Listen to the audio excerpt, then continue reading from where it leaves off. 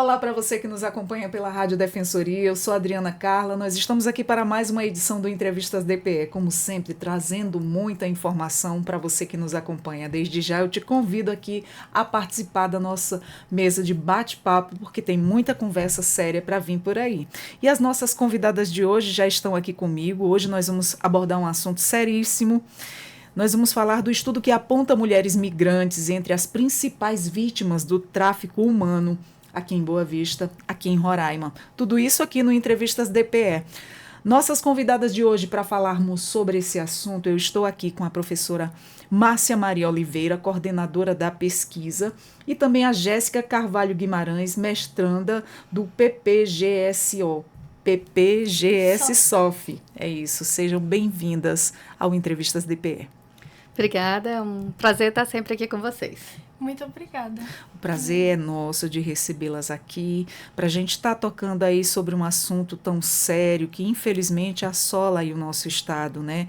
A gente pensa que não acontece, mas tem muita coisa acontecendo por trás aí dos camarotes que não fica visível aí aos olhos da população, mas que nós estamos aqui para passar, tirar dúvidas, esclarecer muitas coisas, né, professora? Primeiramente, a invisibilidade das vítimas, né, de tráfico humano é um dos grandes desafios aí enfrentados por quem tenta aí combater esse tipo de crime. Como é que vocês conseguem acessar e identificar essas pessoas em contexto tão ocultos e vulneráveis? Então, na universidade nós já temos assim uma certa trajetória, um certo histórico de pesquisa nessa área, e a gente acaba criando uma certa rede de contatos e também com as instituições que atuam no atendimento às vítimas, né? Tanto por parte da Polícia Federal, o Núcleo de Enfrentamento ao Tráfico, coordenado pela Socorro Santos. Então, a gente já acompanha o trabalho dela há uns 30 anos, há muitos anos. Ela é uma referência importante para nós aqui no Estado. E, de modo muito especial, nos últimos anos, tem se destacado a Pastoral dos Migrantes, o Serviço Pastoral dos Migrantes. Tem uma equipe ali vinculada à Caritas, na Casa da Caridade, que tem atendido sistematicamente as vítimas. E são nesses espaços, então, que a gente consegue o contato e a possibilidade de fazer as pesquisas, de ouvir essas pessoas. A maioria são mulheres, né? Como você bem colocou, são migrantes. E é a partir dessas redes, então, que nós conseguimos realizar as pesquisas. E uma também vai indicando o outro. Olha, a minha prima também passou por isso. Eu tenho uma parente, eu tenho uma amiga. E aí a gente vai criando essa rede de contatos para poder acompanhar. O tráfico humano ele é uma das mais graves violações, né, dos direitos humanos e, mesmo assim, ainda é pouco discutido publicamente. O que contribui para esse silêncio social e institucional sobre esse tema, professora? Adriana, a questão central, de acordo com as nossas pesquisas, é que a engrenagem desse tipo de crime ela é muito bem elaborada justamente porque ela é muito lucrativa. Então, ela acaba criando assim, mecanismos, por exemplo, de criminalização da vítima, ou fazer com que a vítima se sinta tão culpada pela situação que ela mesma não se reconhece como vítima do tráfico. Na maioria das mulheres, das pessoas que a gente conversa, ela só se dá conta que ela foi vítima na conversa. Quando a gente começa a esclarecer, olha, em algum momento houve engano. Ah, pois ele no início disse que era meu namorado e depois não era. Então isso é engano, isso já é um indício do tráfico. Só que a pessoa não se dá conta, porque a estratégia de recrutamento e de aliciamento é muito bem elaborada. Isso dificulta também a sociedade identificar e ficar mais atenta e, se possível, se necessário, denunciar. As pessoas têm muito medo de denunciar. Quando é parente, tem medo de denunciar e a vítima ser também criminalizada, junto com a denúncia. E quando são pessoas assim conhecidas, tem medo de haver qualquer retaliação, de haver qualquer... Então, são elementos assim muito complexos que faz com que a sociedade invisibilize as situações e não se envolva a ponto de criar um mecanismo de denúncia, criar uma prática de denúncia. Muito triste, né? Mas infelizmente a gente vivencia, passa por isso aqui. Jéssica, a pesquisa ela revela também que a maioria das vítimas elas são mulheres migrantes, né? Como a gente está falando aqui, com filhos. Por que esse perfil é tão recorrente entre as vítimas de tráfico? Exatamente porque a mulher migrante, né, quando ela entra em outro país, ela está numa situação muito de vulnerabilidade, né? Uma vulnerabilidade econômica, uma vulnerabilidade social. Então, todo esse contexto que ela se encontra, né, ainda mais estando com os filhos, acaba fazendo com que ela seja uma vítima, né, desses aliciadores. Também pela questão dela ter dificuldade para encontrar um emprego, né? Então, eles veem essa mulher migrante como uma vítima de fácil acesso, né? Ao oferecer um trabalho com uma boa, como que eu posso dizer, com uma boa bonificação, né? Então, elas acabam aceitando esses empregos, só que, na verdade, são empregos voltados, né, para o tráfico. Esses aliciamentos, eles tanto ocorrem pelas redes sociais como também pessoalmente, vai se aproveitando ali da vulnerabilidade daquela pessoa, dos sentimentos, da confiança, da necessidade que ela se encontra ali naquele momento. Isso é muito triste, né? A pessoa acaba se agarrando àquilo ali porque está desesperada, está com fome, né? Está vendo os filhos passar fome. E, gente, diga-se de passagem, é uma tristeza muito grande. E a pessoa que tem, assim, uma mentalidade de fazer tal atrocidade, se aproveitar da vulnerabilidade de outro que está ali tão vulnerável. E o Adriana, a gente vai desenvolvendo um olhar crítico, né, e atento a essas situações. E aqui em Boa Vista, principalmente em Boa Vista, assim, muito visível para nós que estamos, né, pesquisando e já identificando o perfil do aliciador ou da aliciadora. Tem muitas mulheres também envolvidas no aliciamento, né? Isso. E assim, a forma que essas pessoas abordam, né, de modo especial os migrantes, as promessas que se faz, né, a cortesia que se tem, a simpatia que se cria num primeiro momento, né? Então, aqui em Boa Vista, de modo especial, tem muito aliciamento pessoal, né?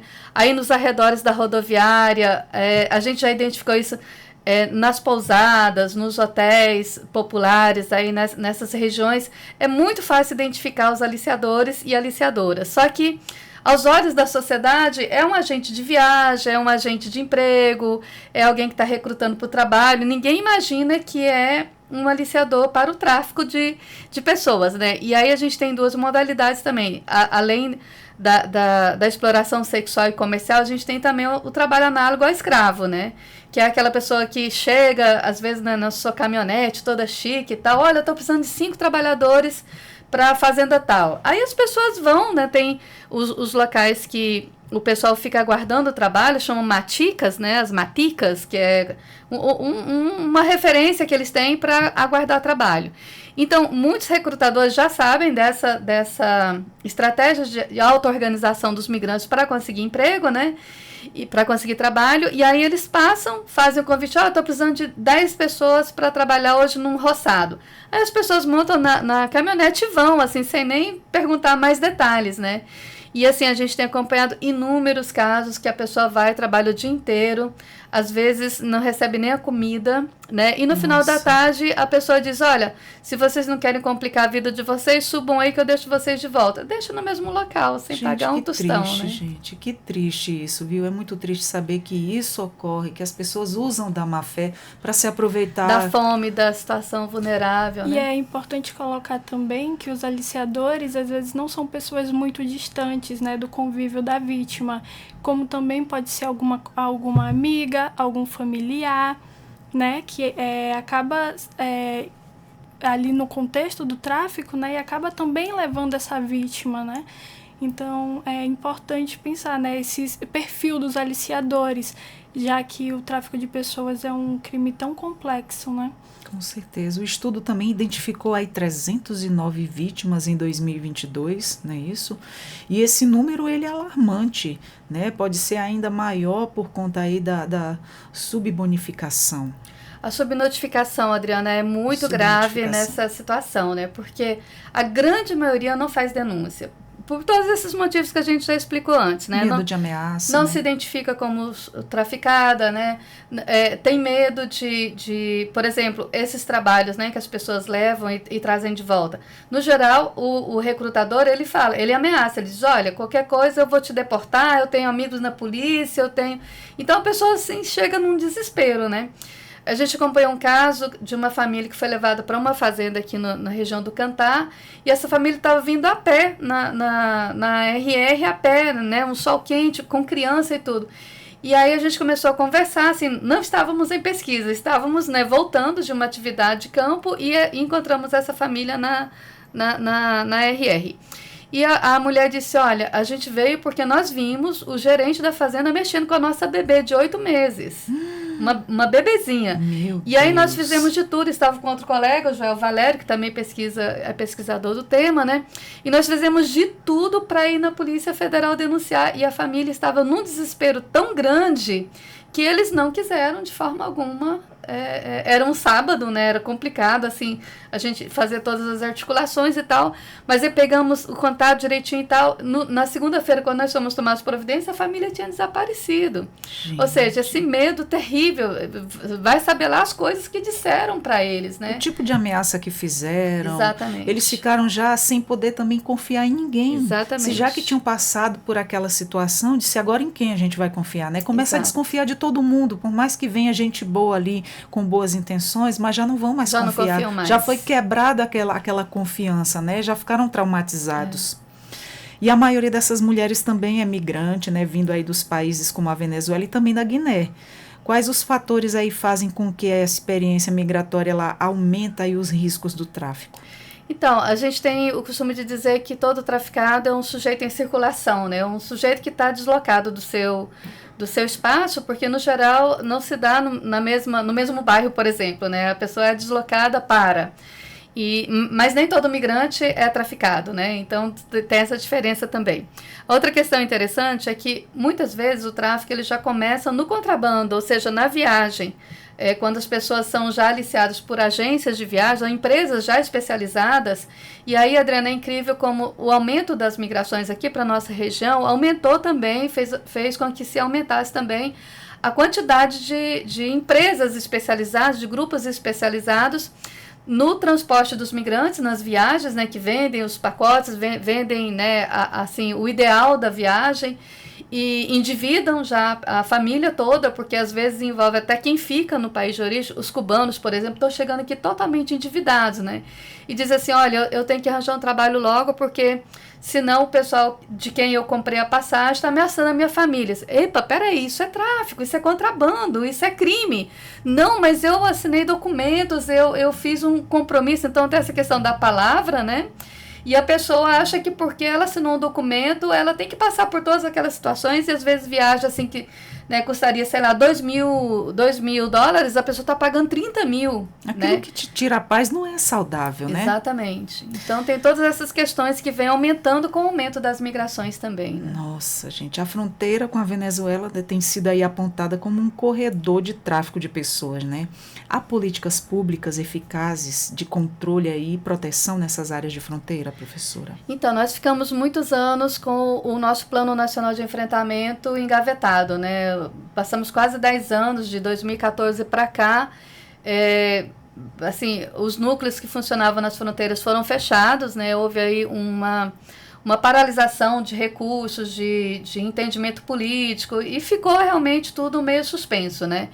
Agora, com o novo governo em 2023, que começou-se novamente a alinhavar novamente a questão do Plano Nacional de Enfrentamento. Ano passado ele foi, assim, previamente divulgado, mas ele ainda não está implantado. Então, tem aí todo um processo agora para os estados fazerem a adaptação, começar, por exemplo, com o Conselho Estadual de Direitos Humanos, que é uma das entradas para se estabelecer depois o Plano Nacional de Enfrentamento, né, no âmbito local. Então, isso ainda vai demorar um tempinho, e a nossa preocupação é que a gente está numa região de fronteira que exigiria muito a agilidade, né, nesse processo, e infelizmente a gente não está vendo isso acontecer.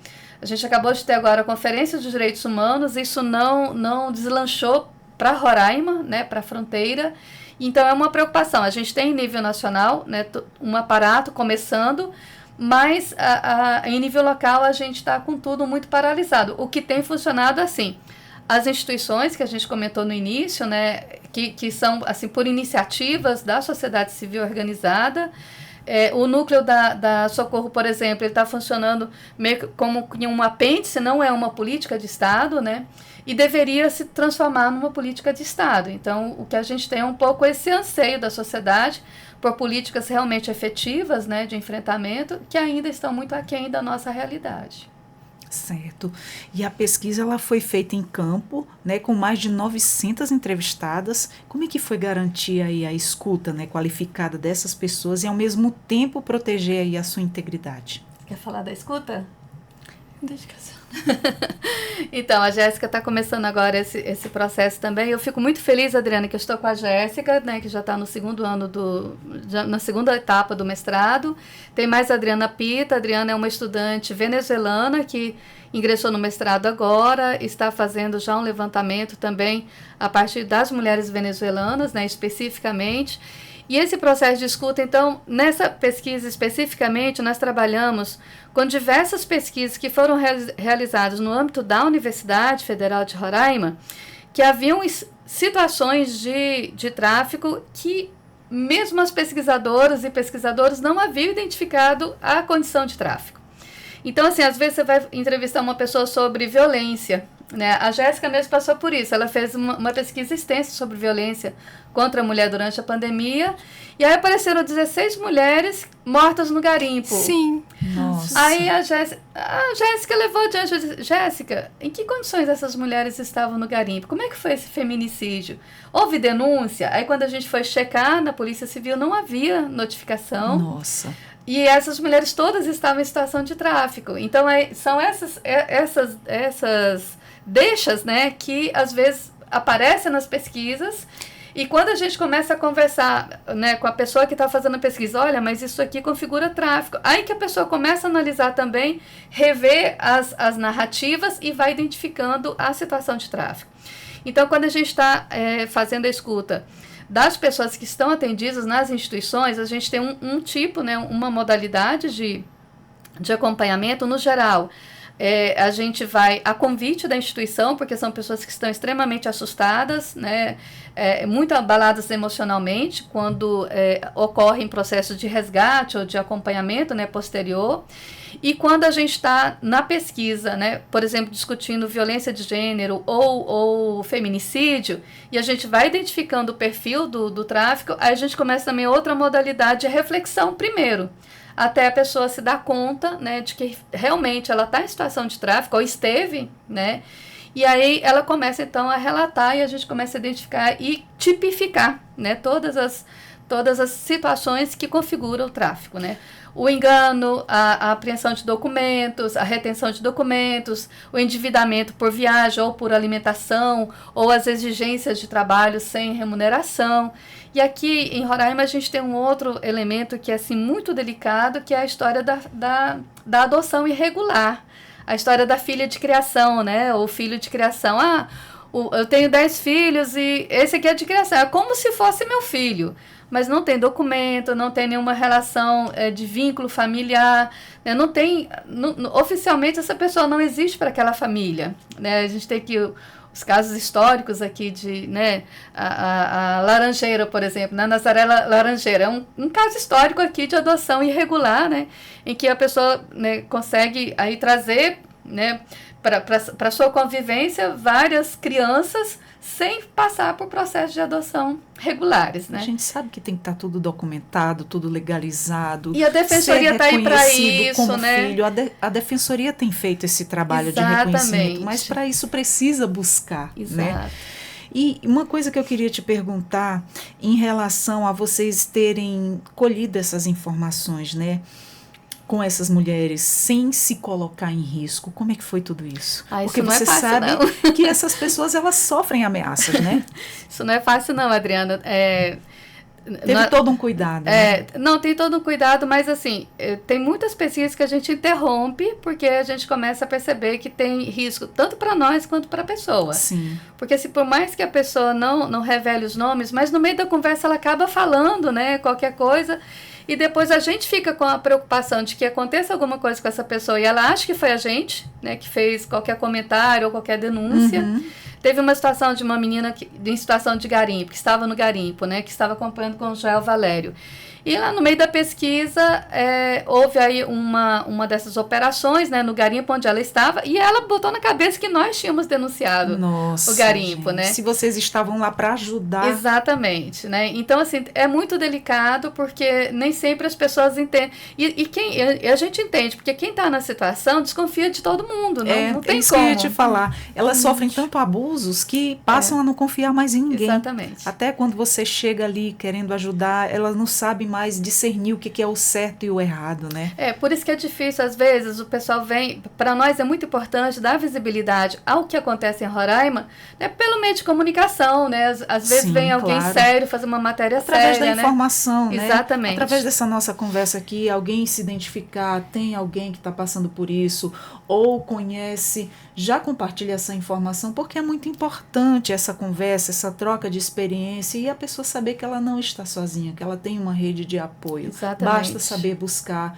e quais caminhos aí tomar, para que também não caia, né, nessa conversa, ficar atento a tudo, até antes. Eu sei que a gente sabe que é visível hoje aí, basta você sair na rua para você ver o tanto de pessoas vivendo aí na vulnerabilidade, mas é um trabalho de política pública, Sim. né? E é muito delicado, é perigoso, né? Porque assim, a gente tem que tomar muito cuidado, né, com o que a gente fala, com quem a gente fala, e principalmente com o que a gente escreve, Adriana, porque assim, às vezes uma narrativa, a gente tem informações que a gente não pode botar na pesquisa, que envolve políticos locais, envolve empresários locais, envolve gente assim das altas economias do estado, ter todo né? Um cuidado, né? Então assim, um dia desse a gente estava comentando, eu acho que uns 70% das informações que a gente recolhe nas pesquisas a gente não utiliza justamente para não colocar em risco nem a pessoa e nem a gente, né, que está pesquisando. Então tem coisas muito delicadas aí que a gente precisa ter todo esse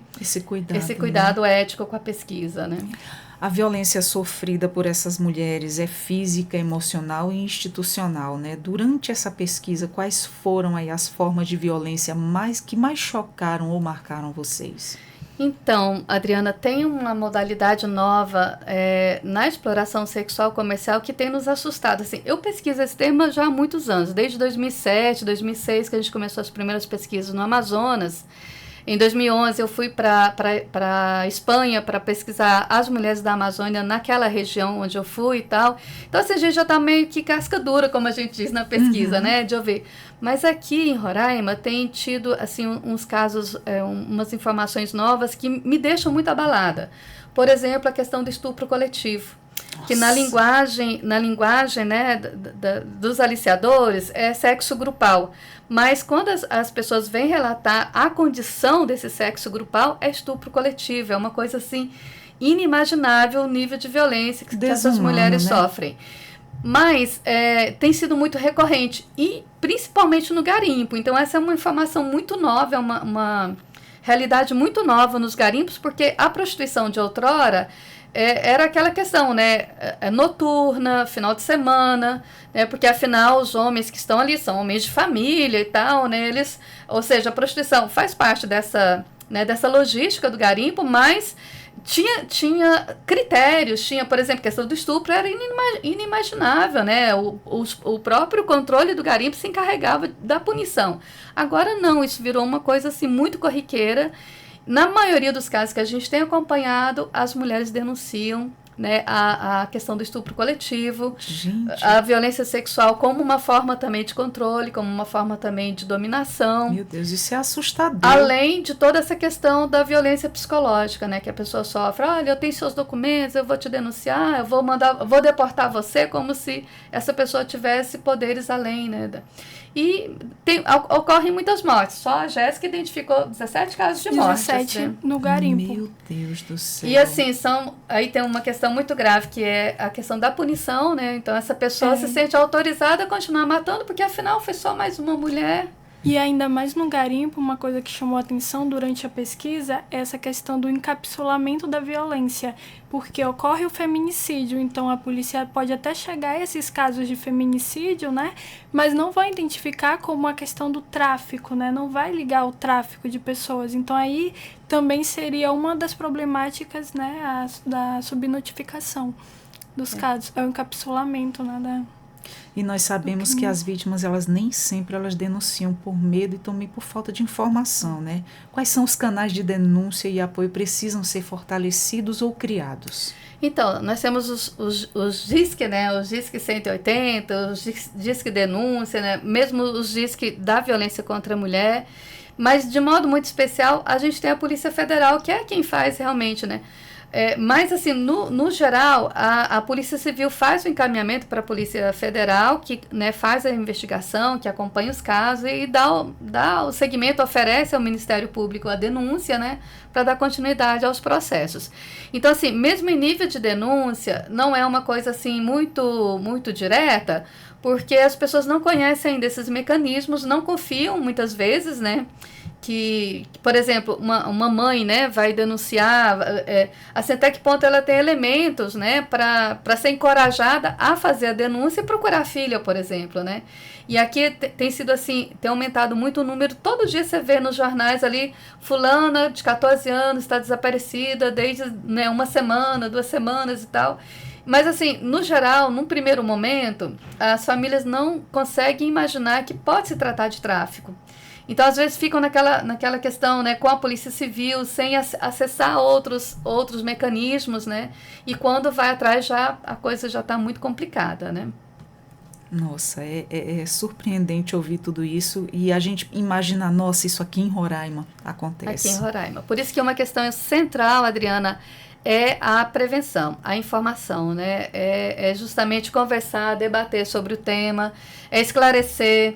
E aí, assim, um abraço para a Socorro, assim, que eu admiro demais o trabalho dela, de ir nas escolas. Já veio aqui. Ir nas escolas, né? Orientar os professores, as professoras para identificar as situações, conversar com né, principalmente com os adolescentes que são muito vulneráveis, caem em qualquer conversa, né?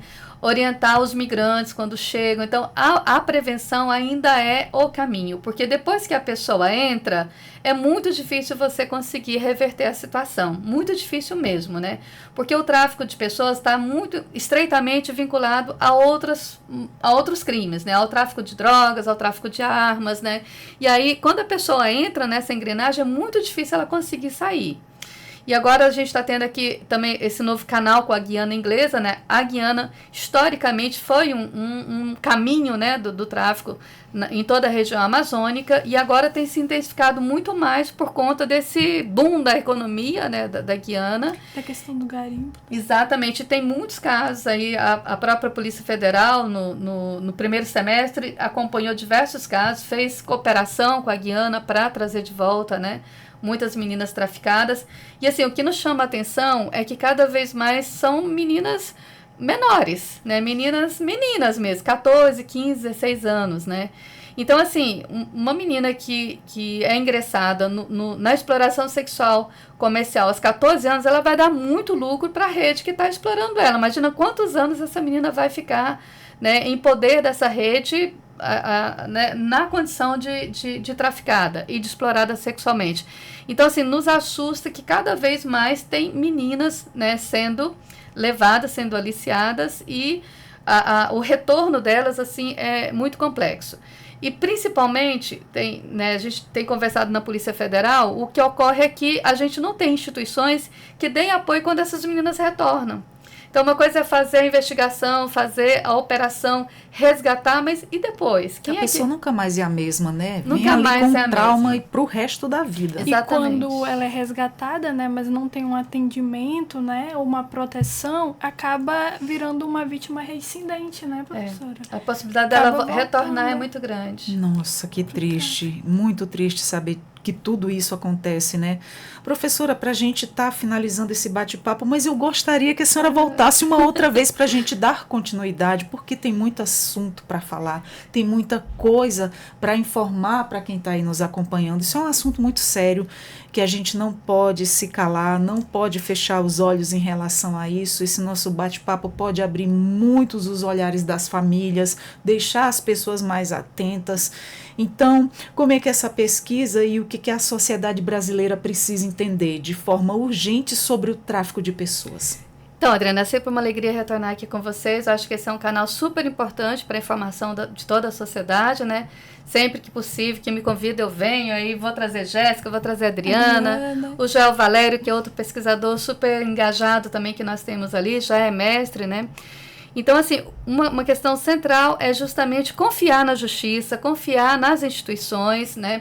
Saber que as instituições têm mecanismos, né, para coibir, para investigar, para resgatar. O que nós não temos muito ainda é essa rede de proteção que agora que está se estruturando um pouco, né, que a gente vai identificando na cidade, né, no Estado, essa estruturação da rede de proteção. Falta ainda essa parte mesmo do Estado, mesmo se envolver mais com isso, né? Mas a gente já tem, assim, mecanismos que conseguem coibir e proteger, né, essas pessoas. O importante é estar sempre muito atento, identificar, assim, ter esse olhar muito crítico, muito desconfiado mesmo, né, de promessas que vendem, né, essa coisa de enriquecimento rápido, de trabalho fácil, de né, dinheiro fácil e tal. E confiar naquele ditado, né? Quando a esmola é grande, o santo desconfia. Exatamente, é um pouco nesse sentido, né? Mas eu acho que quanto mais a gente conseguir orientar a sociedade e informar, mais a gente consegue mecanismos de enfrentamento. E eu acredito também que com a criação de políticas públicas, né, para poder dar melhor condições de vida para as pessoas e elas não se tornarem, né, vítimas. Fazer um trabalho de prevenção, né? Exatamente. Antes que aconteçam mais vítimas. Professora, foi um prazer te receber. Eu espero que você volte mais vezes. Sinta-se convidada aqui no Entrevistas DPE. Você também, Jéssica. Muito obrigada, tá? Mas nós vamos ficando por aqui. Eu espero que você, se conhece alguém que passa por essa situação, já compartilhe esse conteúdo. É um assunto muito sério e que a gente tem que compartilhar e informar mais pessoas e essa nossa conversa aqui chegar bem longe. Precaver mesmo esse tipo de situação que vem assolando aí o nosso estado de Roraima. Isso é muito sério, isso é muito grave. Conversamos com a professora Márcia Maria Oliveira, coordenadora de pesquisa, e também Jéssica Carvalho Guimarães, mestrada do PPG-SOF. Agora eu acertei. Nós vamos ficando por aqui com mais um Entrevistas DPE. Eu sou a Adriana Carla e a gente se encontra. Até mais.